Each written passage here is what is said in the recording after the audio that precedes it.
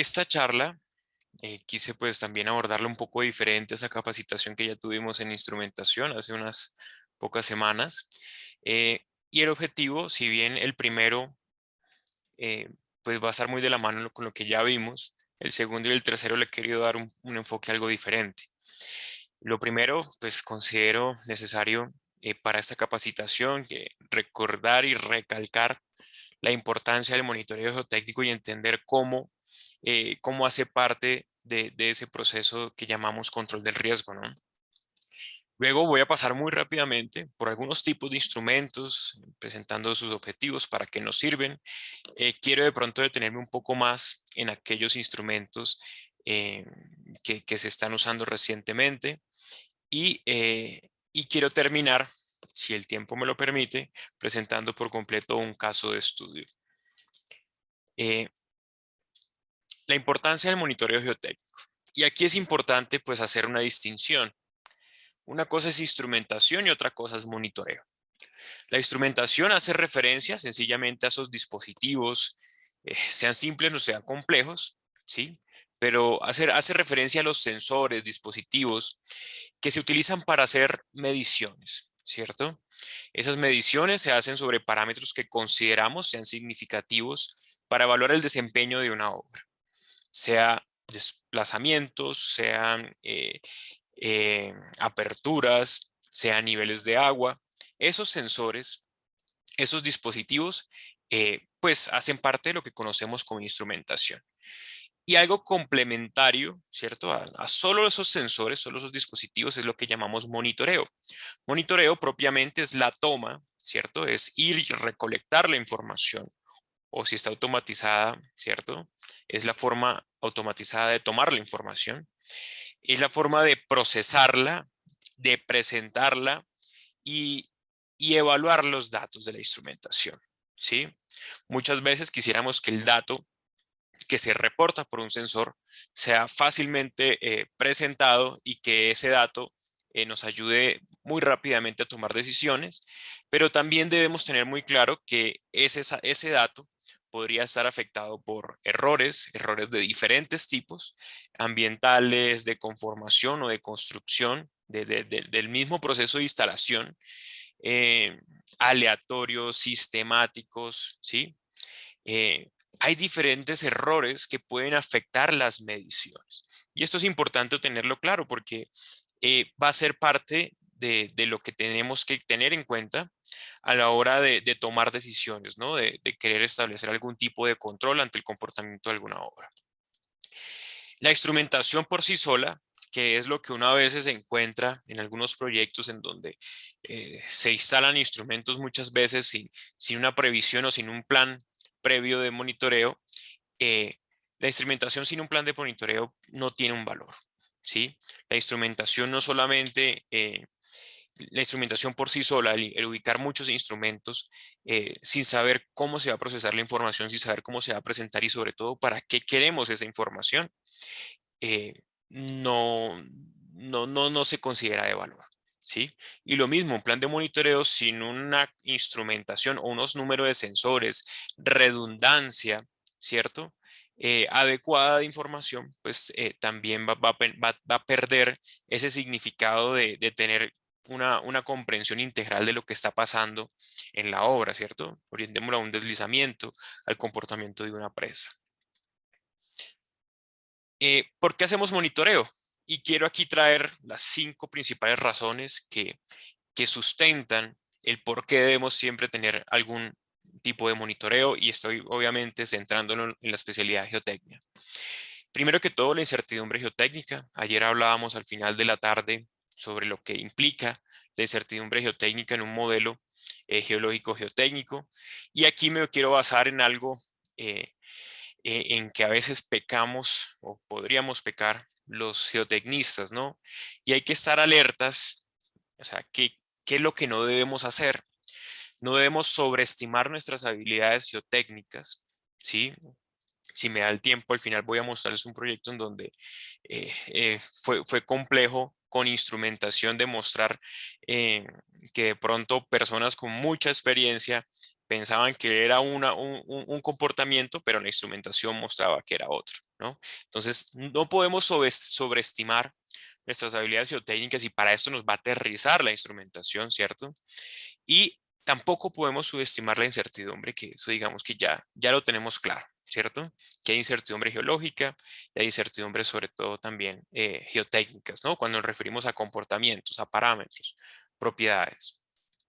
Hay muchos supuestos, hay algo que llamamos en diseño que es predicciones, ¿verdad? Esos supuestos nos llevan a las predicciones, pero la pregunta siempre va a ser, ¿y cuál es la realidad? ¿Sí? Lo que nos va a aterrizar en ese supuesto, predicción, realidad, pues va a ser sin duda la instrumentación. Eh, hay soluciones que son únicas, predefinidas, predeterminadas, que uno puede considerar conservadoras o incluso podríamos llegar a soluciones. Ayer mencionaban cómo incorporar la incertidumbre en los diseños, ¿cierto? También se puede dar esa posibilidad de que los diseños puedan ser inadecuados y también parte de ese sustento, el por qué hacemos monitoreo y por qué y a qué nos lleva a pensar en la incertidumbre geotécnica es aquello que conocemos como método observacional. ¿Qué es ese método observacional? Es plantear soluciones, ¿sí? Ante los problemas o posibles problemas, podemos estar hablando de obras que no necesariamente tengan un problema, ¿sí? Pero queremos hacer alguna intervención. Plantear soluciones, ¿sí? Por etapas, ¿sí? O con una serie de planes. ¿Qué es esto? Esto no quiere decir diseñamos o pensamos que la estabilización de un talud puede hacer solo con anclajes o tendones. Y si no funciona, miramos qué hacemos. No. El método observacional plantea de que todas las opciones, plan A, plan B, plan C, van a estar, eh, van a estar contempladas previamente, con antelación, ¿sí? ¿Qué es eso? No es hagamos el plan ahí y ahí miramos qué pasa. No, es tenemos el plan A, tenemos el plan B, tenemos el plan C.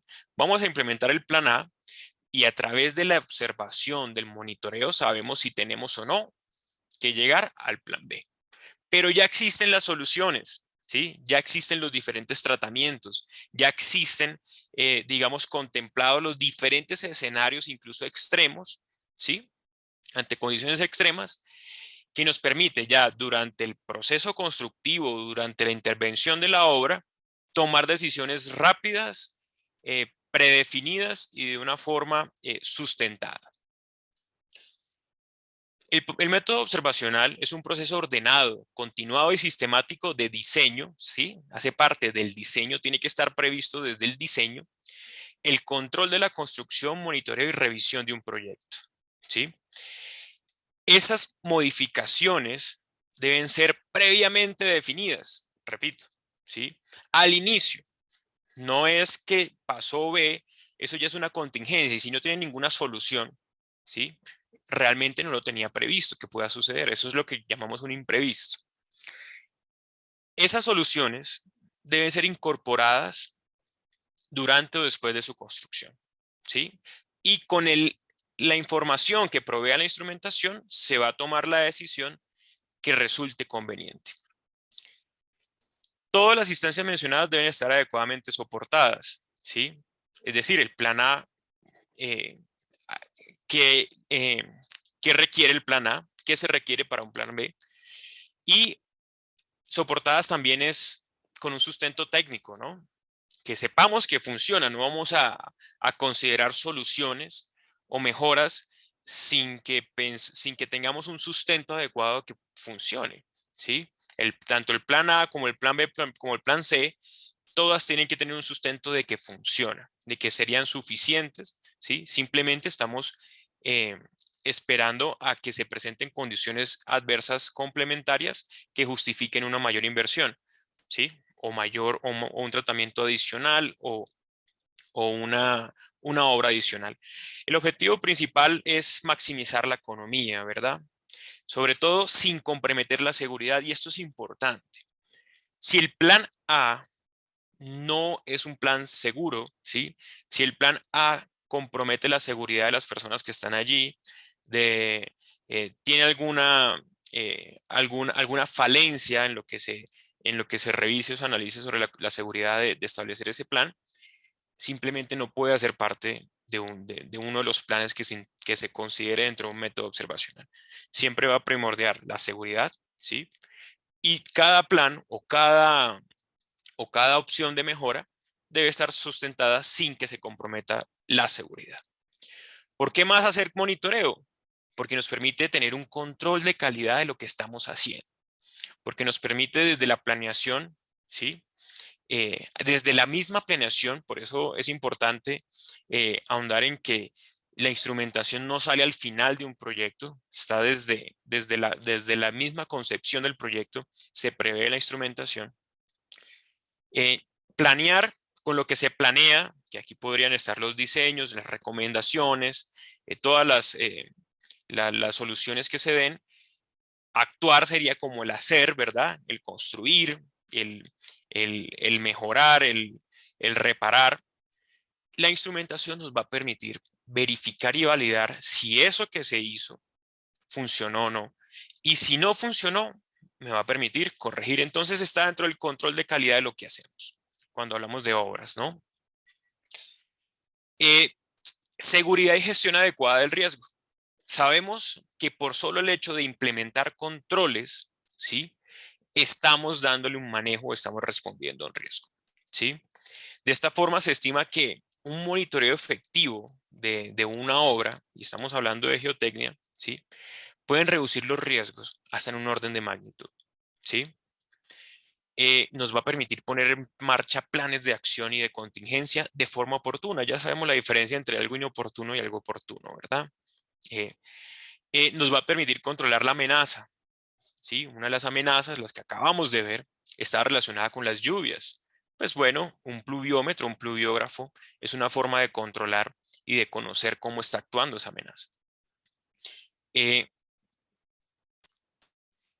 Si pensamos en costos, el incluir mucha investigación o mucha información, muchos ensayos puede encarecer mucho, ¿cierto? Los costos del proyecto.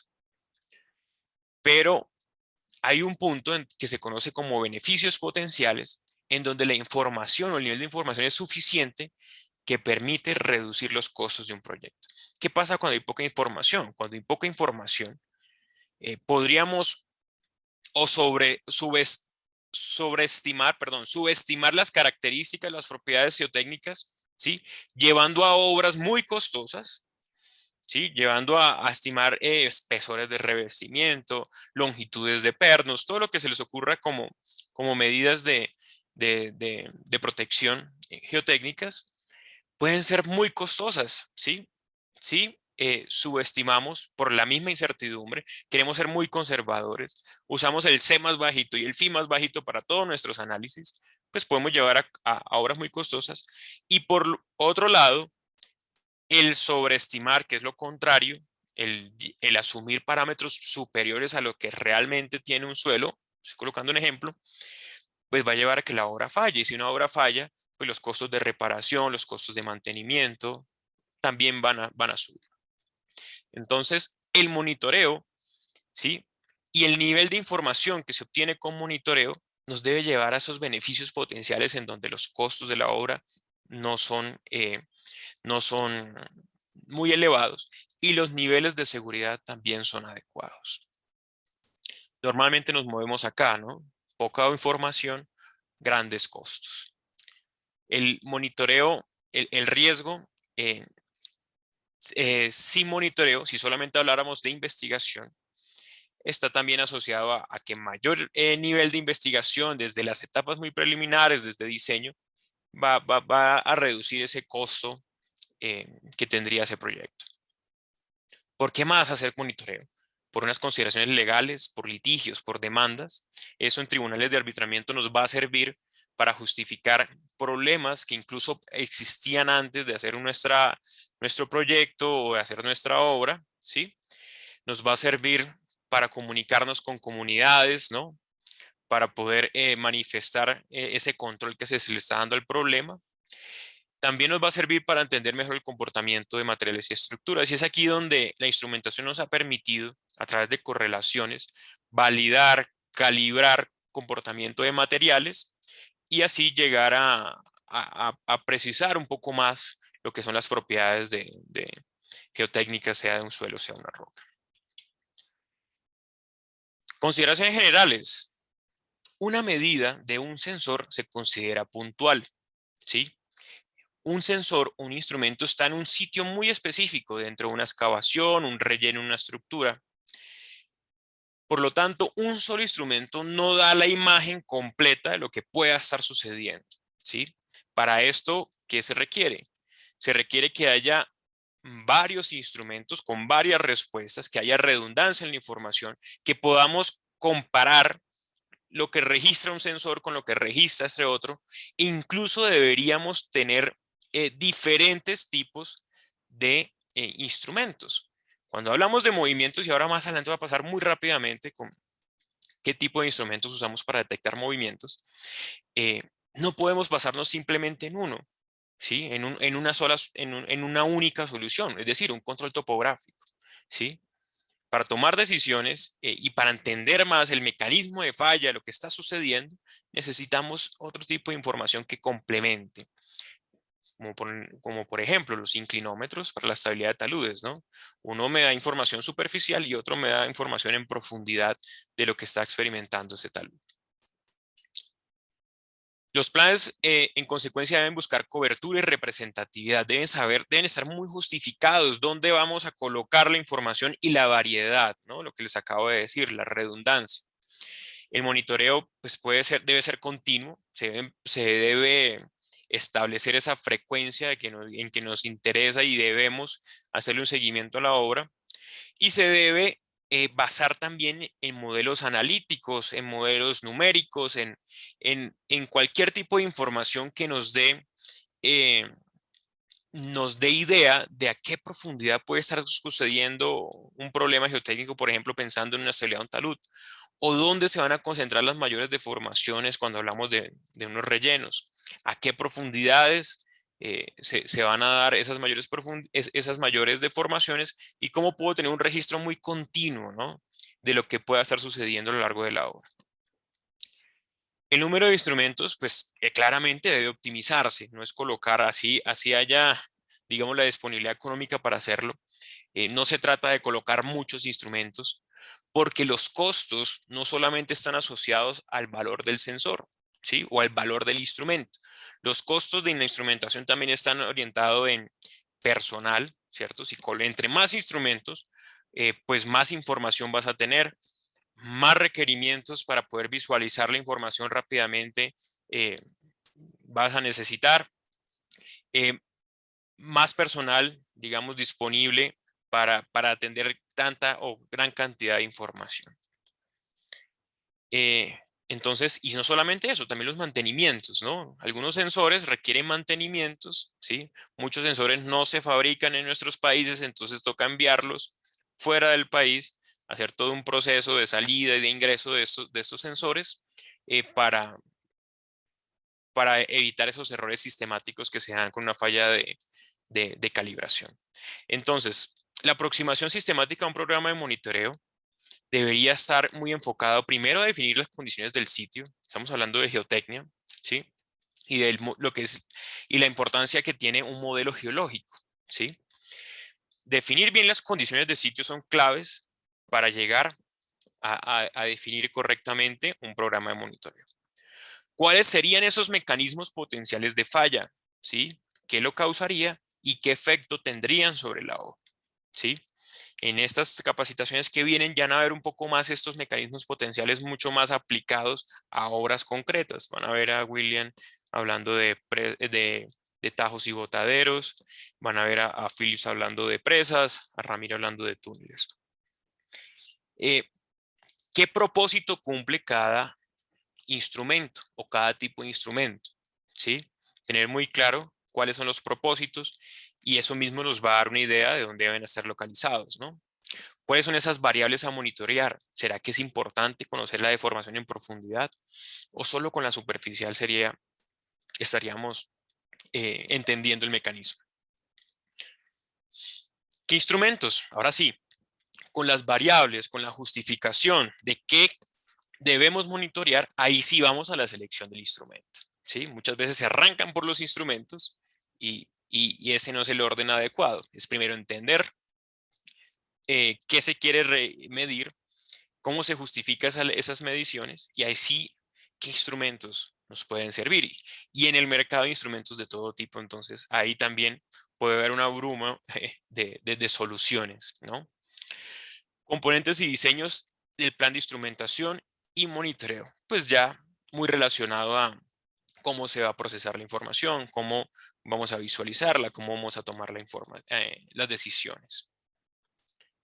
La planificación de un programa de monitoreo debe hacerse de manera que cualquier otro ejercicio de diseño, ¿sí?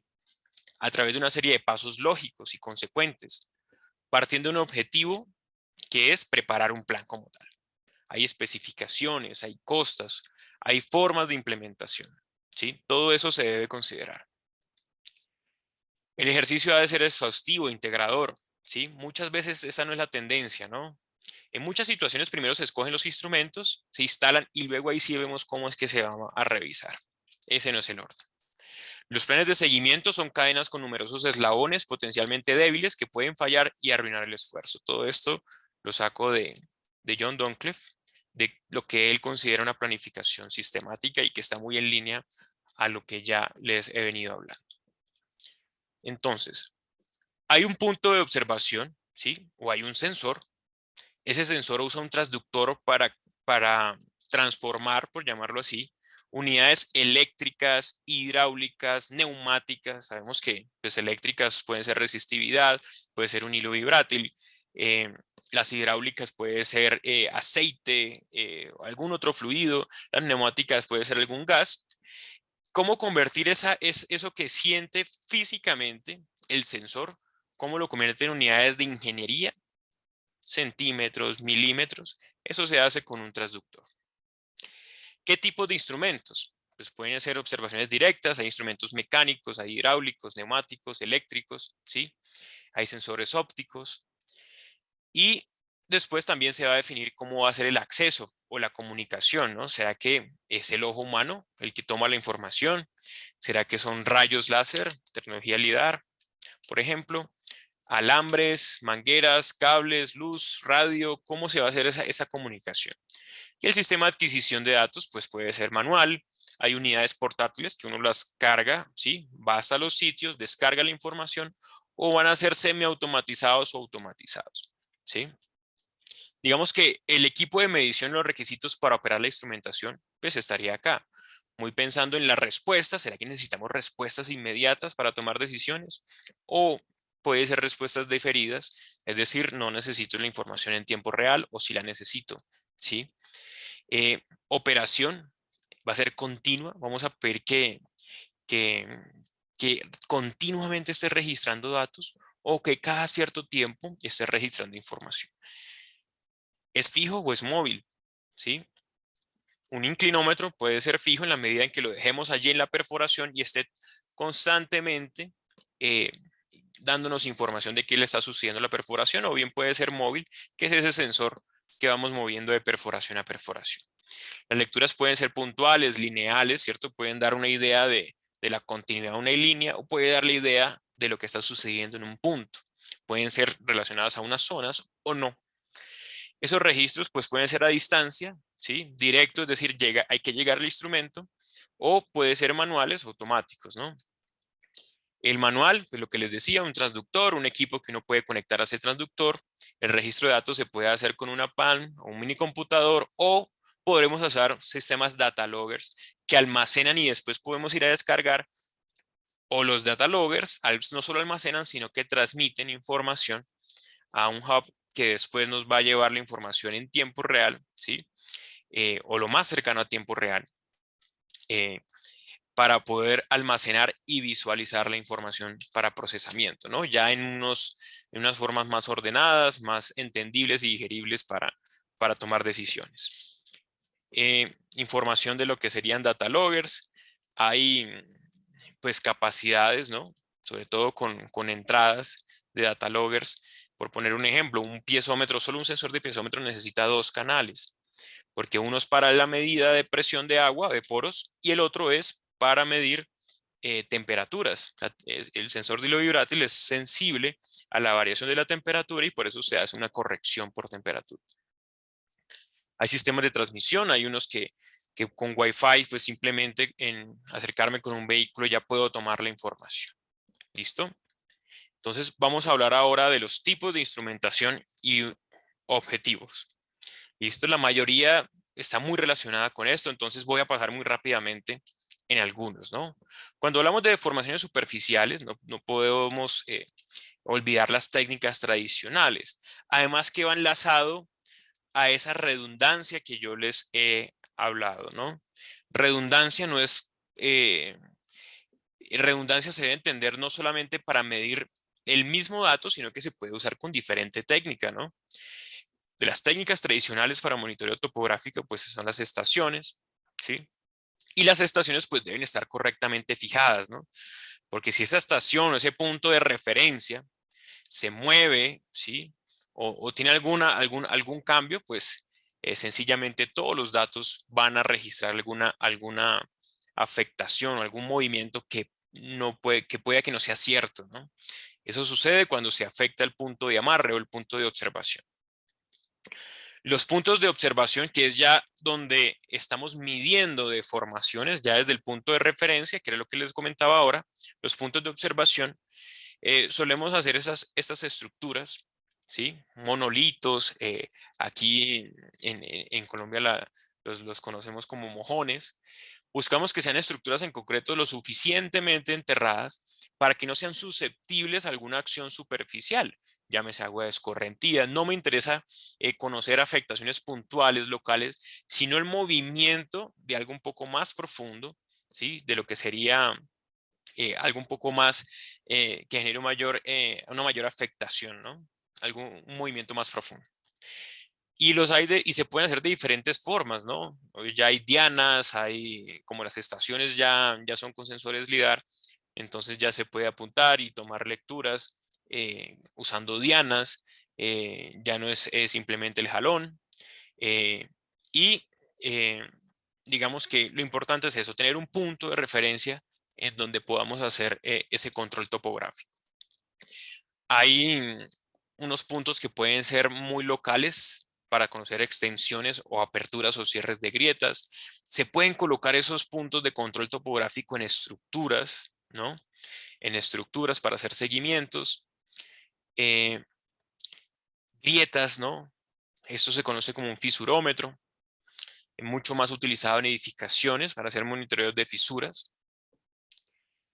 Y tenemos también medidores de juntas, que es donde medimos las juntas, de la forma como medimos juntas en 3 dimensiones. Ustedes ven acá un sensor en una dirección, me da idea de cuánto se profundiza o se levanta una losa en este caso, respecto al plinto. Cuánto se abre y cuánto se mueve en la dirección de la junta, ¿no? Entonces son medidores de juntas y técnicas ya, digamos, más avanzadas que se usan sobre todo en minería, pues son las técnicas con georradar, ¿sí? O LIDAR. Voy a hablar un poco de las dos. Está el LIDAR, que el LIDAR realmente es láser, es una señal con un láser, es una imagen, es una luz, ¿sí? Que se puede tener de diferentes frecuencias y de esa forma se puede saber las distancias, ¿no? Y otra cosa es el INSAR, ¿sí? El INSAR, que es un radar que se basa más en temas ópticos y en ondas, ¿sí? O microondas que van a reflejar y van a darnos idea también de distancias, ¿sí? Son dos formas de llegar a lo mismo, ¿no? Distancias, desde donde está el sensor hacia los puntos en donde se hace el control topográfico. El LIDAR tiene su principal beneficio en que rápidamente mide la superficie, ¿sí? Los anchos de banda en espectro electromagnético están entre 900 y 1064 nanómetros. Incluso Hoy en día ya se usa la luz verde, la luz en la banda verde, ¿sí? Que es de 532 nanómetros, lo cual permite hacer incluso batimetrías. ¿Qué es esto? Es un láser que no se va a reflejar o no va a detectar la lámina de agua, ¿sí? Sino que va a ir más allá y va a detectar ya digamos, superficies más duras, ¿no?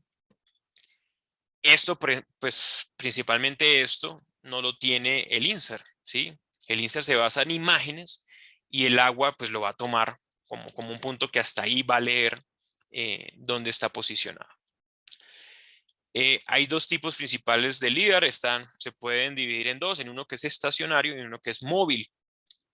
El estacionario pues me va a permitir tener direcciones o distancias desde el punto, ¿no? Me va a permitir tener esas distancias y hay que ser muy cuidadosos con la interpretación de los estacionarios, porque solamente me está dando información de distancias, más no de dirección, ¿sí?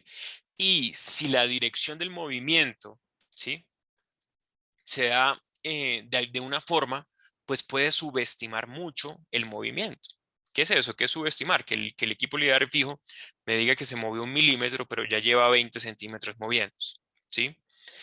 Y el equipo móvil, ¿cierto? Cuando se toman diferentes imágenes, o perdón, eso no es imágenes, sino de láser de distancia, cuando se toman de diferentes posiciones, pues es ahí en donde ya se puede inferir un poco la dirección del movimiento y puede hacer un poco más preciso, ¿no? La detección.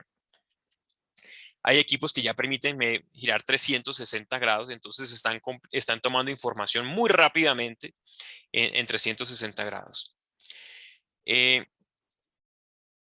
Esto es lo que se puede hacer con equipos LIDAR. No solamente es la detección de superficies y monitoreo, también se pueden hacer recreaciones tridimensionales, ¿sí? De lo que puede estar pasando en superficie. Eh, de las principales desventajas que tiene el equipo LIDAR es el tema, lo que pasa o los retornos que hace la vegetación, eh, algunas interferencias que pueda tener. Sin embargo, un proceso de depuración puede hacer que se identifique realmente ese retorno de una superficie más dura de lo que sería el terreno. Con equipo LIDAR se puede hacer un 3D, un levantamiento tridimensional de un túnel, ¿sí? Obviamente tiene que ser el equipo georreferenciado, debe tener un punto de amarre y de esa forma uno puede levantar tridimensionalmente, ¿sí? Todo un túnel. De hecho, se puede utilizar para determinar convergencias, ¿sí? Con instalaciones de equipo dentro de obras subterráneas, se toman imágenes, ¿sí? Se toman esas distancias con el láser y a diferentes tiempos, pues vamos a ver cómo se va cerrando la obra y esa comparación entre diferentes instancias de tiempo son los que nos van a permitir inferir un poco convergencias. ¿Qué más se puede hacer? Espesores de lanzado, por poner un ejemplo. Si se toma una imagen, ¿sí? Se toman datos, perdón, antes de lanzar, pues voy a tener la superficie de la roca expuesta, ¿cierto? Y luego de lanzar, vuelvo y tomo la imagen, pues ahí tengo una diferencia, como si fuera una convergencia, ¿verdad? Que me va a permitir entender espesores de lanzado. ¿Sí? También se ha utilizado para detectar fisuras, grietas, en concreto lanzado. Eh, ¿Qué más se puede hacer? Estos sensores se pueden mezclar también con fotografías, entonces pueden hacer una recreación tridimensional, ¿cierto? De los elementos. Y para no ir muy lejos, pues eso es lo que hacen ya los dispositivos de celular nuevo, ¿no? El iPhone, creo que desde el 12 Pro eh, ya tienen ya tienen la opción de hacer de medir, ¿cierto? Porque tienen LIDAR ahí y ya se puede recrear tridimensionalmente imágenes, ¿no? Cada vez vamos a ir viendo que esto avance más y muy prontamente vamos a volver aún más el celular nuestra herramienta principal de trabajo, incluso para monitoreo. Eh, Se pueden registrar desplazamientos, se pueden identificar movimientos, ¿no? Ya movimientos mucho más grandes, también se pueden identificar estructuras, la verticalidad de estructuras también se pueden revisar. ¿Qué es importante? si bien es una tecnología nueva, pues no es nueva para nada, perdón, eso se viene usando desde hace mucho tiempo, sino que es una tecnología que permitiría pensar que vamos a reemplazar un monitoreo topográfico convencional, no es realmente lo que deberíamos hacer. La redundancia siempre la deberíamos tener con esas técnicas convencionales y siempre estar verificando que la información sea consistente, ¿sí? Repito, es la importancia de la redundancia. Se presenta como una herramienta que en conjunto con otras más técnicas puede ser muy confiable, optimiza recursos de personal, aquí no hay que estar allá parándose a tomar puntos, tiene sus beneficios. Y la principal, digamos, desventaja que tiene es ese postprocesamiento, ¿no? Esa información pues debe hacerlo un personal que es idóneo, muchas veces toma mucho tiempo, dependiendo de lo que se está levantando, de la cantidad de puntos que haya, puede generar más o menos trabajo. El otro es el INSAR, ¿verdad? El INSAR se está utilizando mucho también de forma satelital, porque cada vez son más satélites los que están, los que se lanzan para hacer este tipo de control. Y el INSAR se basa en las imágenes, ¿no? Y en las ondas. Entonces, si el satélite iba pasando, ¿sí? Entendamos que puede ser satélite o puede ser un sensor, ¿verdad? Puede ser un equipo que se fija en tierra. Si hay una detección de longitud, ¿sí? Siempre ellos están midiendo es longitud, distancia entre el punto en que se genera, ¿sí? Y donde, digamos, refleja o está la fase que detiene esa señal. Si hay un movimiento, pues va a detectar que está más lejos, ¿sí? Y si está más lejos, pues lo va a reportar como un movimiento. Lo mismo, este equipo tiene las mismas inconvenientes que tiene cualquier otro DEM, y es que están midiendo siempre distancias entre el sensor y el punto. Es decir, que si yo solamente tengo una medida, no voy a tener la posibilidad de conocer dirección de movimiento, que para el caso de estudio que les quiero mostrar fue muy importante, o siempre es importante, no solamente conocer qué se mueve, sino hacia dónde se mueve. Y se pueden hacer pues coberturas mucho más grandes, ¿cierto? Seguimiento de obras subterráneas, seguimientos de subsidencia, ya una escala mucho más grande. Eh, es una tecnología que ha venido creciendo el uso precisamente, por eso traigo esta imagen, porque cada vez son más satélites los que se lanzan y hoy se dice que son más de 60 satélites en órbita que nos permiten hacer un monitoreo con INSAR satelital, ¿no? Sí, refiriéndome al INSAR satelital. Más imágenes que se pueden captar con ese monitoreo, eh, puntos en donde se presentan mayores deformaciones, se puede identificar dónde se concentran los mayores desplazamientos. Hay necesidad de tener algunas cosas con estos monitoreos satelitales, que haya un target, un punto de referencia. Para analizar imágenes, tengo que asumir que hay puntos o sitios que no se mueven, ¿sí? Que están bien. Esa es la mejor forma de tener correlaciones o amarres entre varias imágenes. Entonces, siempre se necesitan de esos targets, de esos puntos brillantes dentro de las imágenes que se capturan. Se habla de coherencia, que hay una gran cantidad de píxeles entre pares de imágenes. Digamos que hay diferentes formas en donde se puede inducir un error y yo quiero mostrarles más adelante cómo me fijo mucho en las especificaciones técnicas de los instrumentos. Esto es un ejemplo de lo que hace la línea visual, de lo que hace un sensor, y si el movimiento se da paralelo al terreno, ¿sí? Pensemos en esta figura, ¿no? Esta es la pendiente natural, y si el movimiento se da en ese mismo, va a subestimar. Puede que detecte, sí va a detectar movimiento, pero lo va a subestimar, va a decir que es más pequeño cuando realmente es más grande. Se usan diferentes bandas, ¿sí? Hay unas bandas que no son buenas o no se consideran buenas cuando hay mucha vegetación o densidad de vegetación. Y el análisis de estas ondas, de diferentes ondas, a diferentes bandas, ¿sí? Una y otra, es la que permite quitar ruido, quitar puntos que hacen referencia a crecimiento de vegetación. y nos llevan a tener esos mapas o esos isocontornos de movimientos. Quiero que hablemos de esto. Especificaciones técnicas. Y aquí es algo que pues uno que tiene la experiencia manejando información se da cuenta que debe tener especial cuidado, sobre todo con las especificaciones, porque se detectan exactitud, ¿cierto? Muy buenas, estamos hablando de 0.1 milímetros. Eso debería ser más que suficiente para detectar movimientos, ¿sí? Es una muy buena precisión, pero si hay unas notas, ¿no?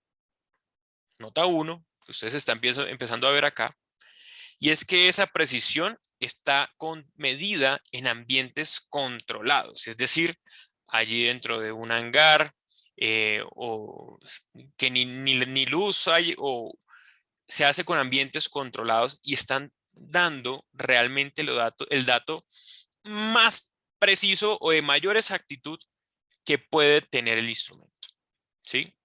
Luego, esta no puede ser la única medida de error que tengamos de los reportes de esas lecturas.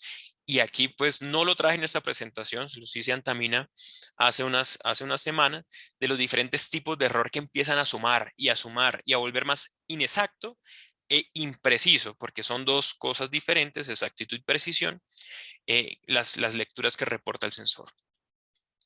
Nos habla de temperaturas, nos habla de rangos de operación, pues quería ahondar simplemente en esto, pero siempre hay notas que van a darnos una idea de que, bueno, esto se dice para ciertas bandas, para ciertos tipos, para ciertas temperaturas y es lo que siempre hay que tener en cuenta. Inclinómetros. Hay diferentes formas de monitorear desplazamientos internos, es decir, dentro del suelo. La más común, la que siempre tenemos en mente todos es la lectura inclinométrica, que es simplemente bajar una sonda hasta el fondo que consideramos fijo, es decir, que no se mueve, ¿sí? Y empezar a subir y mediante las inclinaciones que va registrando el sensor, ese sensor no mide distancia sino inclinación, acumulándolo a cada profundidad, pues voy a recrear que está sintiendo la perforación, ¿sí? Si yo analizo las direcciones de movimiento, porque además es un instrumento que se usan A y N, se usan B, voy a sacar direcciones de movimiento. Sí, se puede usar un inclinómetro para darle validez a lo que estamos viendo en superficie. Siempre esa redundancia entre información, ¿sí? Si tenemos puntos topográficos y tenemos inclinómetros, la dirección que dan puntos topográficos y la superficie de falla de existir, ¿no? Registrada por un inclinómetro, pues debe coincidir. Y se puede, si se orienta el azimut positivo, la A positivo, si se orienta respecto al norte, se puede orientar. ¿Qué es lo ideal? Que el A positivo coincida con la superficie, con la dirección de movimiento. Pero eso sucede en un caso totalmente, digamos, idealizado. Y muchas veces se da que se registre en A y no se registra nada en B, ¿sí? Pero se da también que se registra en A, se registra movimiento en B y la componente de ese movimiento me da la dirección. Nosotros hemos tenido experiencia y ya tuvimos la oportunidad de compartirles Santa Mina, que incluso esas lecturas incrementales nos permiten hallar tasas y esas tasas de movimiento se deben parecer a las de superficie. O sea, se debe amarrar la información de la instrumentación. No se debe dar eh, por entendido de que está sucediendo, sino que se justifica que los datos están correspondiendo tanto lo que se ve en superficie como en profundidad. Y sobre todo en inclinómetros, porque la principal limitante o problemas que se pueden encontrar es que estamos asumiendo que la parte inferior, ¿sí? Desde donde está nuestra primera lectura, es fijo o está quieto. ¿Qué pasa si hay una superficie de falla más profunda?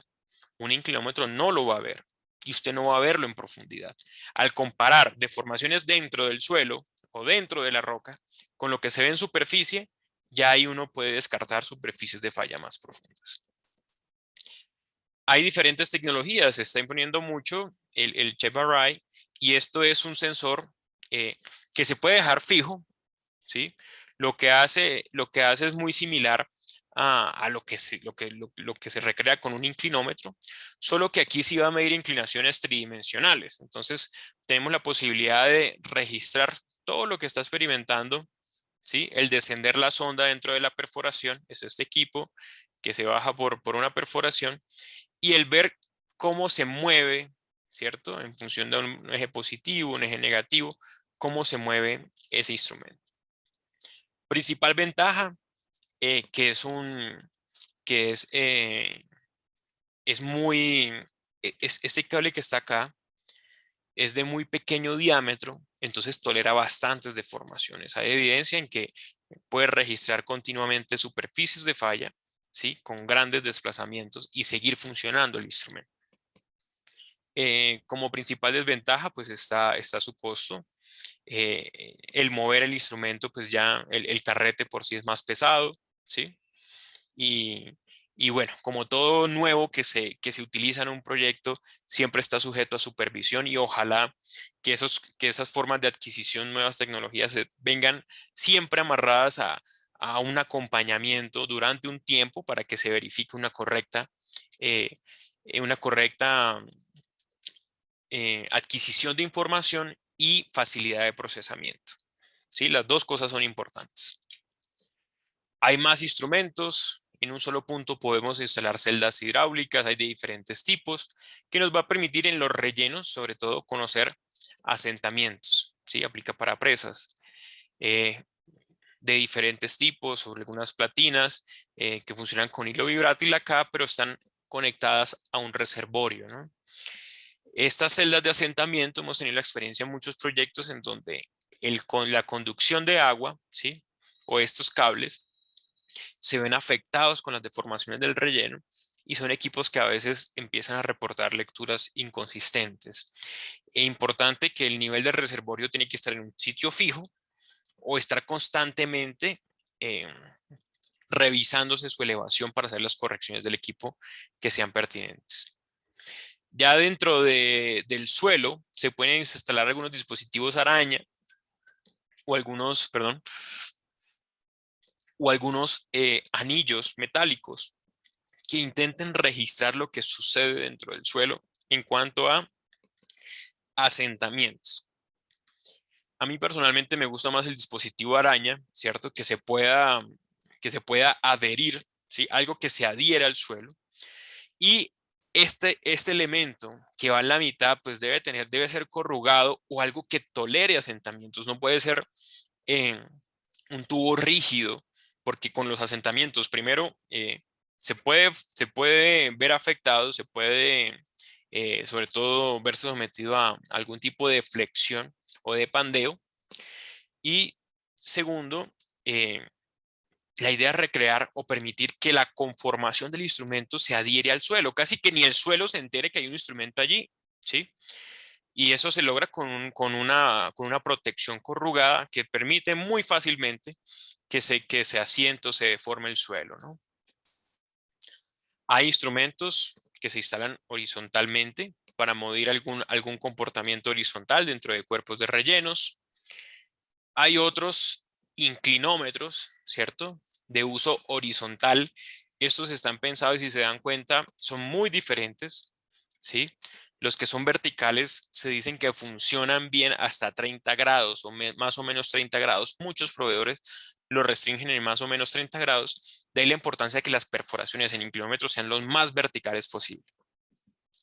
En los horizontales, pues ya se instalan ya es pensando, eh, ya es pensando en perforar horizontalmente taludes o colocar en cuerpos de rellenos que nos permita manipular si se puede sacar o dejar en fijos. Esos son más comunes que se dejen fijos, in place, eh, esa medida de inclinaciones en una perforación horizontal.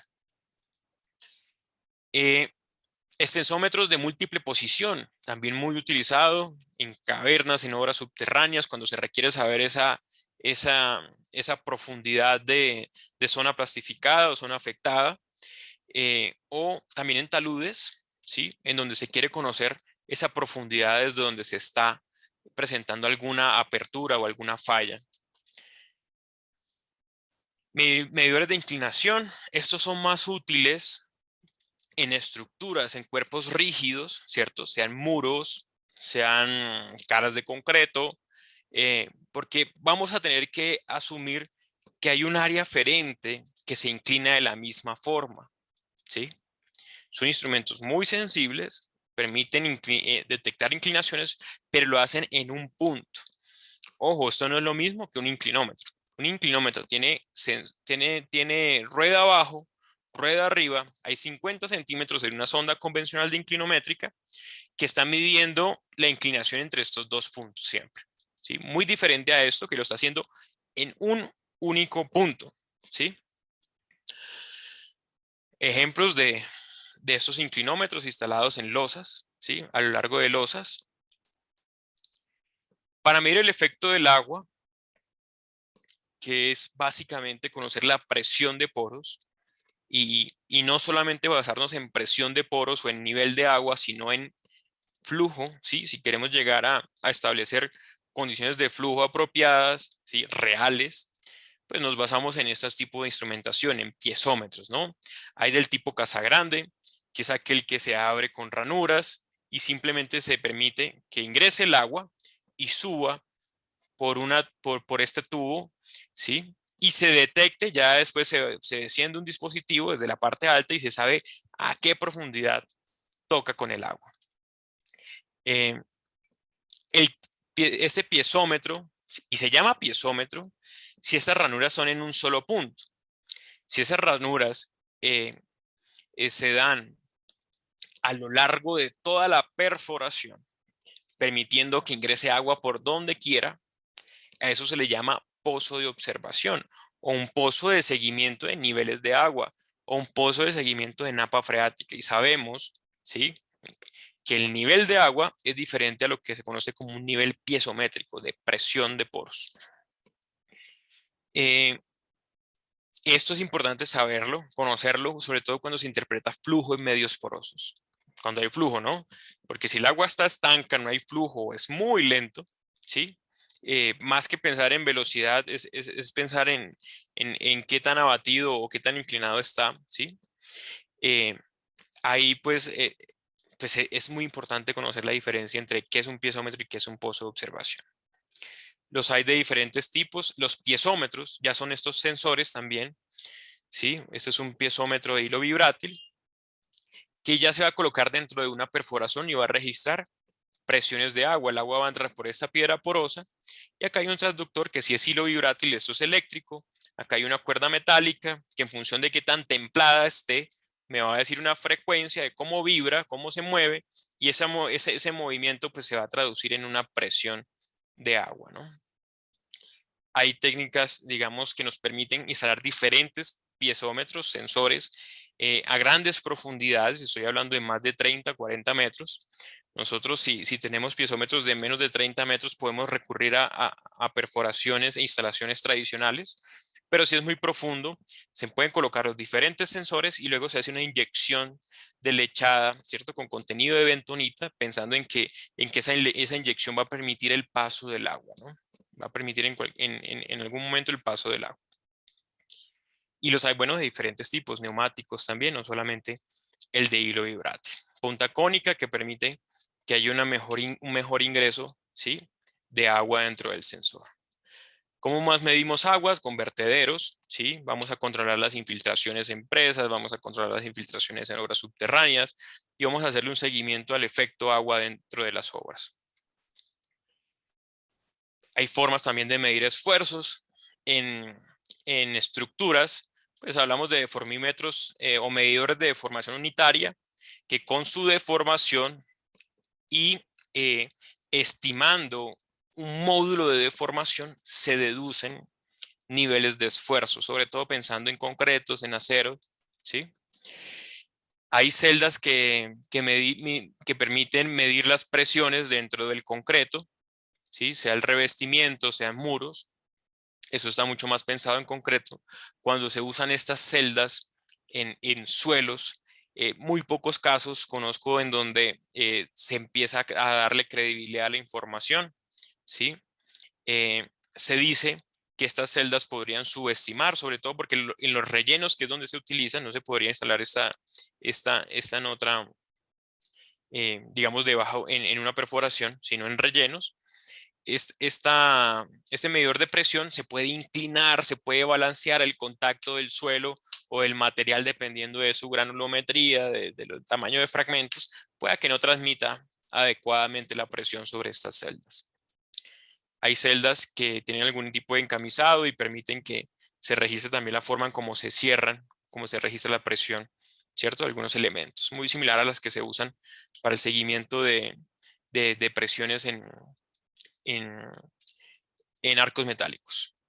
Y estas que son huecas, que se utilizan para tendones, ¿sí? Cuando aplicamos tendones para la estabilización de taludes o también en cavernas subterráneas, se usan estos elementos huecos para saber qué tan tensionado está ese tendón.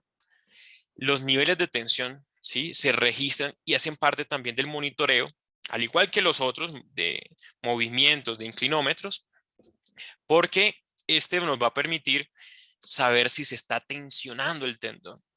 Que se siga tensionando un tendón, pues empieza a dar idea de que hay un movimiento que se está generando, ¿no? Que sigue evolucionando ese movimiento o ese desplazamiento. Llega un momento en que si alguno de esos cables o elementos no resiste más, ¿sí? Porque la resistencia del tendón es la suma de la resistencia de sus cables, ¿no?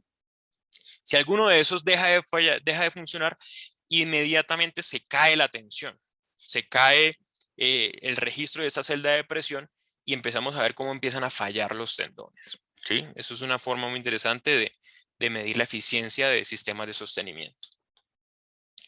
Medidores de esfuerzos ya radiales y tangenciales, sobre todo pensando en túneles, ¿no? De cuál es esa presión cuando queremos estimar algo de presión axial o tangencial o radial. ¿Y qué es importante tener en cuenta? ¿Sí? Y con esto pues cierro la parte de instrumentos. ¿Qué es importante tener en cuenta? Ese mantenimiento y desempeño de la instrumentación. Para que la instrumentación sea de utilidad y valor, hay que ser muy claros con la calibración y el mantenimiento de algunos aspectos que se consideran críticos y en donde las siguientes recomendaciones son de importancia. Pues primero, hacer una verificación periódica de los puntos de referencia y puntos de observación. ¿Qué pasa con los puntos de referencia? Ese punto donde está ubicado el sensor LIDAR, ese punto donde está ubicado el sensor o el georradar, ese punto de donde se hace el amarre topográfico, la estación, estamos siempre asumiendo que está quieto, ¿sí? Debemos tener alguna verificación, alguna forma periódica en que estamos completamente seguros de que ese punto de referencia está realmente como lo estamos asumiendo. Los equipos de medición y registro deben mantenerse en condiciones adecuadas y en eso hago más referencia sobre todo a las calibraciones. Muchas veces, y vuelvo a lo que les mencionaba antes, el fabricante nos va a recomendar una periodicidad, ¿sí?, anual.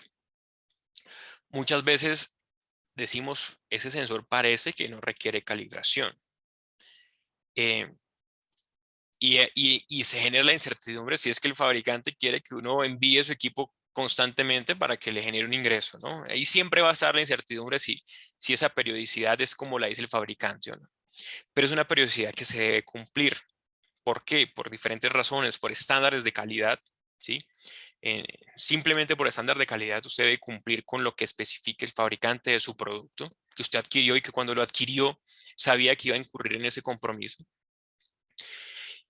Y ¿qué he visto yo en alguna información que he analizado y pongo como referencia un inclinómetro? Que a veces los datos empiezan a mostrar necesidad de calibración. ¿Sí? Yo he visto inclinómetros, he tenido la oportunidad de ver datos de inclinómetros que empiezan a mostrar incluso antes del periodo del fabricante necesidad de calibración. ¿Eso por qué pasa? A veces con un resorte que se afecte de ese sensor, ya empezamos a tener lecturas, digamos, un poco diferentes, ¿no? ¿Qué otras cosas? Las recomendaciones de mantenimiento y operación que dan los fabricantes, pues vamos en la misma línea. Chequear periódicamente las instalaciones in situ para evidenciar daños de condiciones ambientales, por ejemplo, si hay evidencias de corrosión, ¿sí? O algunos movimientos locales, tal vez no asociados a un gran movimiento, algo mucho más pequeño, ¿sí? O cualquier otro agente, las lluvias, las diferentes lluvias hizo que se moviera algo, ¿sí? Eso hay que estarlo verificando periódicamente. Condiciones de instalación. Si hay algunas condiciones o elementos que protejan los instrumentos o los sensores, digamos, esa protección, pues debe estarse también verificando que garantice realmente la protección a la que está considerada. El tránsito de maquinaria pesada y frecuente cerca de los sensores pueden empezar a generar algún tipo de afectación también en las lecturas, ¿no? Restringir tránsito de maquinaria pesada, pues ya lo mencionaba. Asegurar que los instrumentos no sean afectados con la presencia de descargas y condiciones eléctricas. Y esto nos pasó en unos sensores eléctricos que se instalaron, unos medidores de inclinación, que simplemente cuando se colocó la red de energía de la cresta de una presa, solamente con ese proceso de instalación de la iluminaria de la cresta de una presa, todos los sensores empezaron a registrar una información inadecuada. Inadecuada, no, perdón, que no era real. ¿Cómo nos dimos cuenta de esto? Porque todos los sensores registraban lo mismo. Hay un, hay un total entendimiento del problema. Hay una afectación eléctrica, ¿cierto? Por campos electromagnéticos que se identificó, coincidió con el tiempo, se hace toda la investigación y se sustenta el por qué esas lecturas deben ser corregidas, ¿sí? Todo esto no es para que asumamos que los instrumentos dan lecturas erradas, porque eso llevaría a otros problemas. No hay nada más peligroso que asumir error en la instrumentación sin ser previamente o correctamente verificado, ¿sí? Tiene que tener un sustento, siempre se deben hacer reportes, siempre debe tener como dentro del expediente técnico del sensor debe estar allí esa justificación de por qué estamos pensando que esa información necesita o corrección o simplemente está reportando datos errados.